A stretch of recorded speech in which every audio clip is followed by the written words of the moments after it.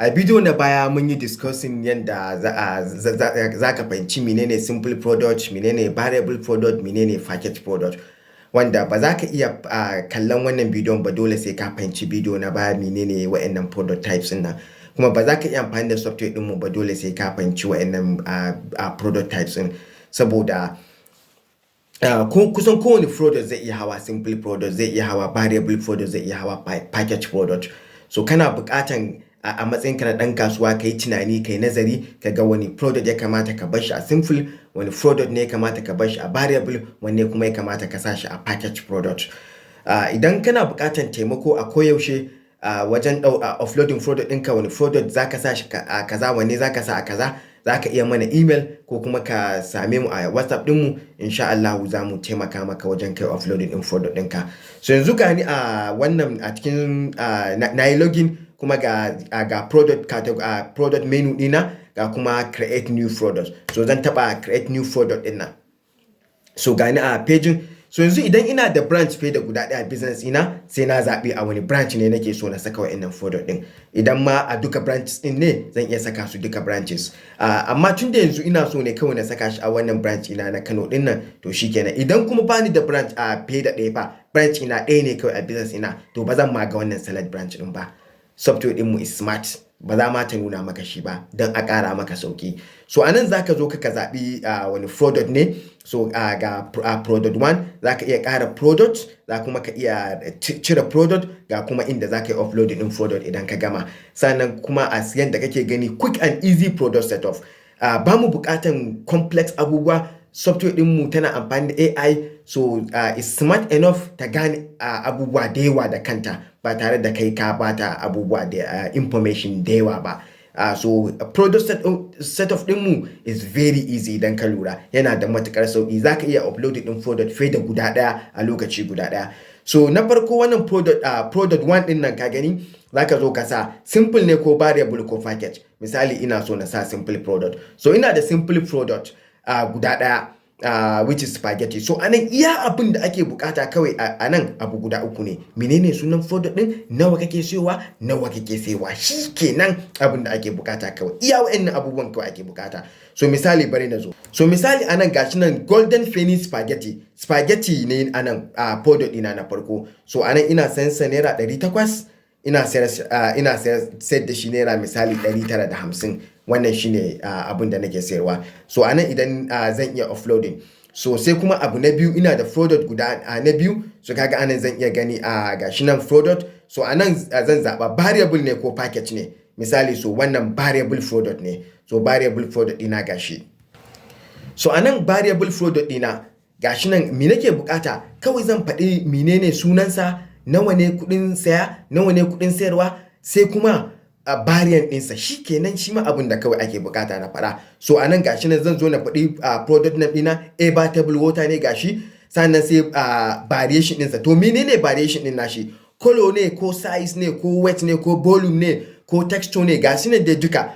Ko kuma strength ne. Kaga anan zai zama size ne, saboda ina da 75 cl, ina da kuma 50 cl. So anan zan zo in ce to variant 1 ɗina shine ina da 75 cl. Buying price ina sayan sa kowanne ɗaya, ina sayan sa naira 150.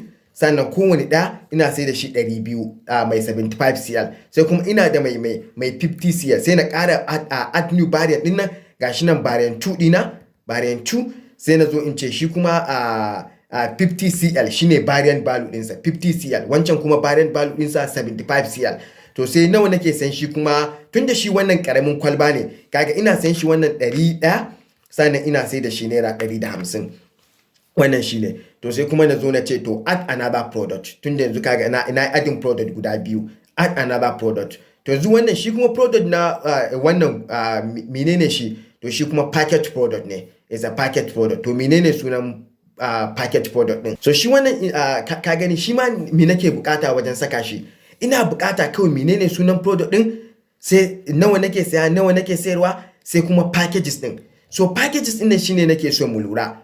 Akwai abubuwa mabambanta da yawa, kowane product da yanayin package ɗin shi. So already dama ka yi tunani, ka yi calculation, ka san packages ɗinka. Misali in kana sai da paracetamol, ka san a paracetamol a carton yake zuwa. A cikin carton ɗin paracetamol akwai misali a box guda ɗaya, akwai kuma blister ko kuma tablet a cikin shi kansa pack ɗin.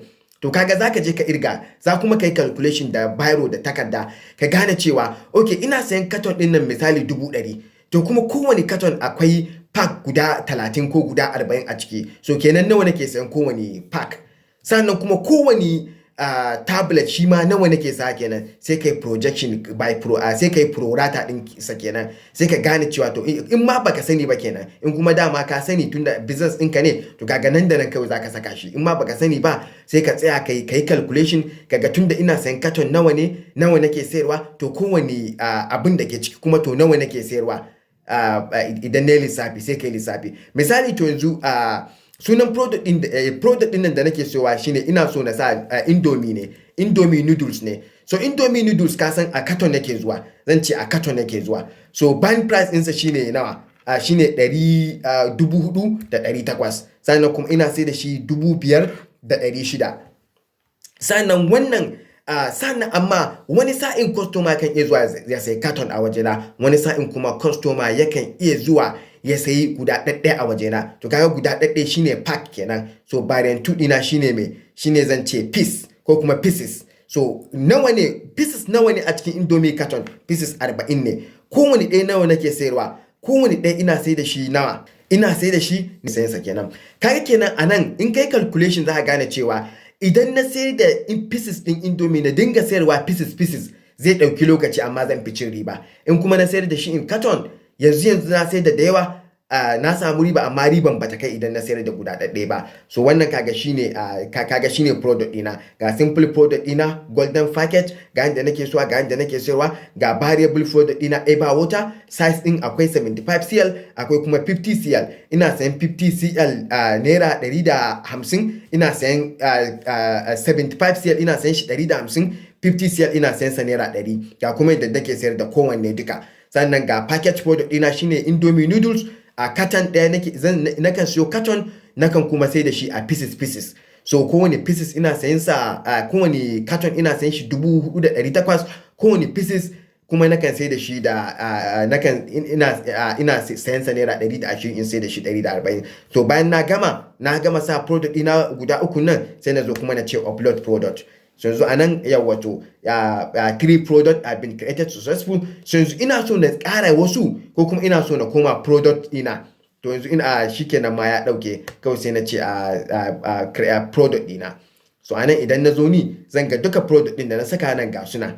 So nan kuma gashi nan zan iya cewa a branches ɗina, gashi nan a branches ina da golden penny, gashi nan 500 mg, amma 00 inventory ɗina. Kaga inventory ina 00 kuma ya kamata ya fara da 00, saboda kowane kaya ya kamata ya shigo ta stock ne, saboda mu iya sanin me ya shigo me ya fita. Ba wai zaka zo ka saka quantity din da kake da shi bane ba kawai. So yanzu anan kowane da 00 fara. Ga eba water 75 cl, ga eba water 50 cl, ga indomie noodle level 1 carton, ga kuma indomie noodle piece level 2. So a bidiyo na gaba za mu ga yadda za mu ƙara kaya ta stock. Sai na je na irga kayan shagona na shigo na zo na shigar da su duka ta stock. Na gode.